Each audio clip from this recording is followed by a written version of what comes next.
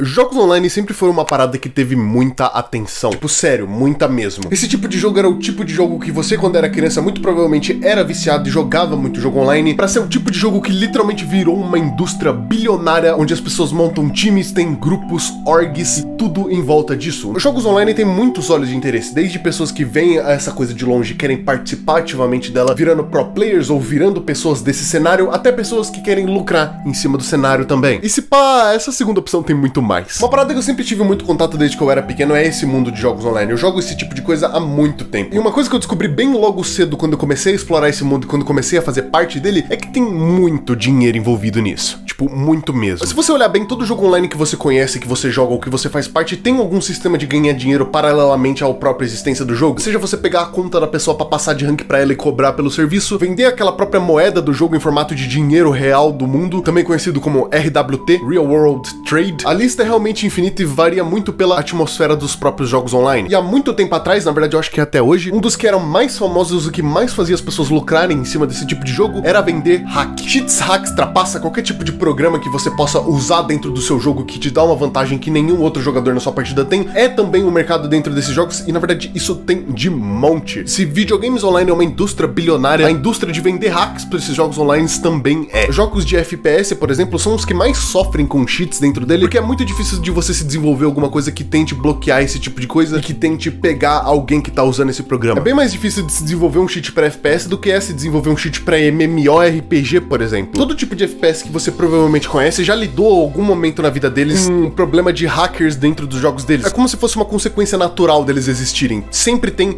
sempre vai ter. Como criar um anti-cheat para hacks dentro de jogos é uma tarefa meio difícil até. Jogos como o CS usavam o maior anti-cheat deles sendo a própria ameaça. O CS criou um sistema de jogadores de rank muito altos, conseguiam assistir e averiguar partidas de pessoas que são ranks menores, mas que foram denunciadas por cheat, fazendo assim como se fosse um anti-cheat humano colaborativo da própria comunidade. Porque por mais que os anti-cheats não consigam captar se uma pessoa tá de hack ou não, alguém averiguando pessoalmente com certeza consegue captar, porque na maioria das vezes a vantagem que esse tipo de hack dá é justamente você conseguir ver através de paredes ou qualquer coisa que dê uma vantagem na hora da reação da pessoa. E isso é muito mais fácil de você se perceber quando você tem alguém analisando. Até pessoas em campeonatos de CS já foram pegas usando hack, o que gerou momentos muito engraçados na história desse jogo, e essas pessoas não foram pegas por causa de anti-trapaça, eles foram pegos porque, por mais que eles consigam disfarçar o uso do hack, eles não conseguem disfarçar o fator humano. Quase nenhum tipo de anti-cheat para FPS funciona, tanto que o que parece ser o mais funcional e o que mais mantém as pessoas para fora de usar hacks em jogos online é justamente o fator ameaça. As pessoas tinham muito medo de usar cheat no CS, não porque o anti-cheat do CS era muito forte, e sim porque elas seriam banidas de todo jogo da Steam que usasse o sistema de proteção dele, que inclui pelo menos uns 100 jogos aí. Pra você ter uma ideia, o sistema de anti-cheat mais pesado que a gente tem hoje em dia para jogos de FPS é o Vanguard da Riot. E esse sistema é tão intrusivo e poderoso que ele fica ligado 24 horas por dia enquanto você tiver o jogo instalado, e ele escaneia qualquer coisa que você plugue dentro do seu computador. Então, enquanto você tem um dos maiores FPS da atualidade tendo que usar um anti-cheat tão agressivo para proteger o próprio jogo, dá pra ter uma noção de quanto hacks para esse tipo de coisa são uma parada desenvolvida. E isso leva a gente direto pra 2012 a 2015, quando a gente tinha um jogo que era o pico de popularidade de FPS no Brasil e também um antro de hack. Point Blank, a era de ouro dos FPS gratuitos. Muito no começo de quando a internet começou a ser uma coisa, existiam vários jogos que eram denominados de CS clones. A maioria desses jogos emprestavam ou simplesmente copiavam direto os elementos do CSGO da época, que era um jogo que tava no pico da popularidade dele, mas nem todo mundo tinha acesso a comprar o jogo, e criavam FPS gratuitos que todo mundo poderia baixar, criar uma conta e jogar. Graças a essa acessibilidade que esse tipo de jogo trazia, a gente teve uma verdadeira popularização gigantesca de FPS na época. Tiveram uma porrada de jogos desses que ficaram muito famosos aqui no Brasil, mas o que mais se destacava naquela época era um jogo chamado Point Blank. Ele era o mais famoso, o mais jogado, o mais lotado e o mais lotado de hackers também. Todo mundo, de certa forma, que jogava aquele jogo na época já tinha encontrado algum hack em alguma partida jogando, porque era uma parada até que cotidiana você jogando aquele jogo. Hacks dentro desses jogos era uma parada tão banalizada que não tinha um único dia que você não encontrava um jogando. E eu não tô exagerando. E o pior é que mesmo isso sendo um problema gigantesco, se você for parar pra ver na ideia, porque afinal, se o seu jogo tá infestado de hack, alguma coisa tem que ser feita, isso era uma coisa extremamente comum e não afetava em nada no jogo. Porque a realidade era que o que acontecia naquela época não era um jogo só que era muito infestado de hack. todos os FPS gratuitos eram infestados de hacks. Para pra pensar aí, você tem um FPS que é pago e que é praticamente livre de hacks, e 3 outros que eram os mais famosos da época e que eram completamente gratuitos e completamente infestados de hacks. Então não tinha muito pra onde você correr. Todos os 3 jogos tinham hacks, todos esses hacks existiam dentro das partidas, mas meio que fazia parte. É uma coisa ruim você encontrar um hacker que entra na sua partida e estraga ela completamente? É, mas todos os jogos daquela época tinham, de certa forma, isso, em níveis diferentes, mas tinham. Então meio que você só escolhia pelo aquele que você mais gostava. Isso acarretou pra cheats e hacks serem quase que parte da experiência de você jogar esse tipo de jogo. Toda partida que você entrava tinha alguém esfaqueando nada e matando 15 pessoas, tinha alguém voando, tinha alguém acertando todo mundo sem errar um tiro sequer, e não tinha realmente nenhum tipo de punição pra isso, porque como esses jogos eram grátis, você ser banido não significa quase nada.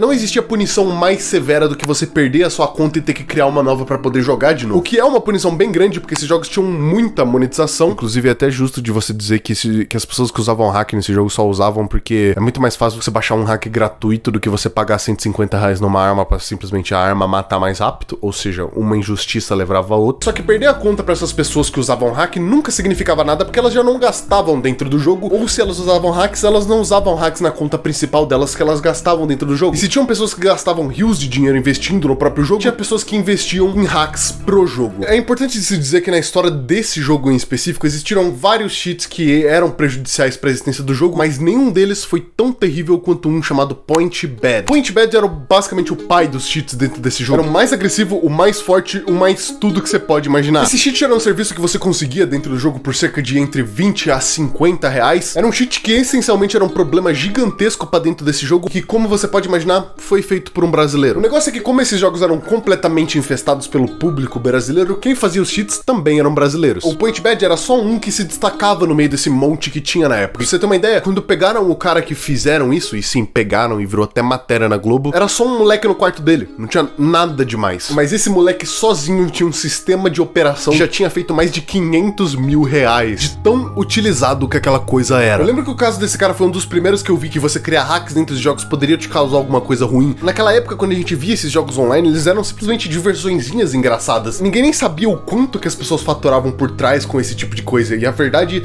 é que eles faturam demais. Se um moleque nos seus 18, 20 anos conseguia faturar coisa de 500 mil reais com esse tipo de coisa, o que as pessoas já não conseguiram fazer em tantos outros jogos que essas coisas também existem e existem até hoje. A gente nunca teve muita informação sobre esse caso e que fim aquilo tornou, meio que a gente só soube que esse cara existia e quem era essa pessoa por causa de uma matéria que simplesmente saiu. Depois, tanto o site que esse cara vendia as coisas deles, assim como o próprio cara, sumiram no mapa completamente, a gente nunca mais ouviu falar deles. O que aconteceu na prática é que a dona do jogo conseguiu uma liminar na justiça pra conseguir parar o site e ir atrás da pessoa, fazendo com que toda a operação caísse por terra e que ele sofresse uma multa de mais de 10 mil reais por acesso no site dele. Ele fala também na entrevista que ele deu que todos os softwares que ele usou pra fazer isso foram licenciados de alguma forma. E aqui eu não tenho muita certeza se ele tá falando sobre como ele teve acesso aos códigos fontes dentro do jogo pra poder desenvolver esse tipo de coisa, ou de outra coisa. Mas se ele teve acesso, caralho, isso é muito insano. Eu lembro muito bem que depois que esse negócio aconteceu, ninguém ousava usar cheat dentro do jogo quando saiu, simplesmente por puro medo de que isso acabe acontecendo com ele. Que na verdade você que usa cheats não é meio que crime, é só crime quem faz. Só que não demorou muito. Como esse tipo de coisa já era dentro da cultura desse jogo há muito tempo, não demorou muito pra depois que esse cheat caiu, vários outros aparecerem no lugar e continuar o mesmo serviço que sempre tava acontecendo. E essencialmente esse tipo de coisa foi o que matou a era dos FPS gratuitos dentro da internet, porque a quantidade de cheats era tão grande e era tão gigantesca que meio que atrapalhava qualquer tipo de diversão que você poderia ter. E quando saíram opções melhores, ou quando simplesmente as pessoas tiveram condições pra comprar o CS, que era o que todo mundo queria jogar desde o começo, esse tipo de jogo foi simplesmente sumindo até nunca mais aparecer. A maioria desses CS clones meio que tiveram destinos meio ruins depois que a popularidade dos jogos começaram a cair, porque ninguém mais aguentava o que era esses jogos. Jogos como Combat Arms, Point Blanks ou Crossfire, por exemplo, se não faliram até hoje, eles são uma fração do que um dia eles foram, e isso é tanto por conta desses cheats, quanto por conta de que, como o FPS é gratuito, o jogo é pay to win, você tem que pagar 150 reais uma arma também. Hacks em um jogo online são um problema realmente sério, esse tipo de coisa tá aí desde o começo das coisas. E eu gosto de pensar que eles são geralmente uma consequência de como o jogo é feito. Eu consigo ver motivo nas pessoas usarem hacks em jogos que, além de você ser bom no próprio jogo, você precisa gastar dinheiro pra ser bom nele de verdade. Eu não consigo ver motivo nas pessoas usarem hacks em jogos de FPS, porque a única coisa que importa nesses jogos é quanto você conhece deles. E esse tipo de caso de hackers se ferrando com jogos só mostra quanto que essa indústria evoluiu no ponto onde se tornou crime você criar hack pra jogo. E é um crime extremamente levado a sério. Esse moleque brasileiro que caiu com isso provavelmente foi um dos primeiros, mas caíram muita gente gente depois dele. Só nesses dias atrás tiveram operações gigantescas na China e nos Estados Unidos que derrubaram esquemas milionários de cheats dentro de jogos. E isso tudo pra jogos mobile. Imagina pra jogos competitivos que tem campeonatos e tudo mais. E é engraçado que uma das primeiras vezes que esse tipo de coisa teve complicação de verdade foi aqui no Brasil. Engraçado, né?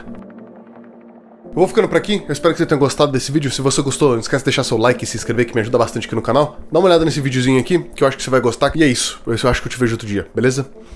Falou!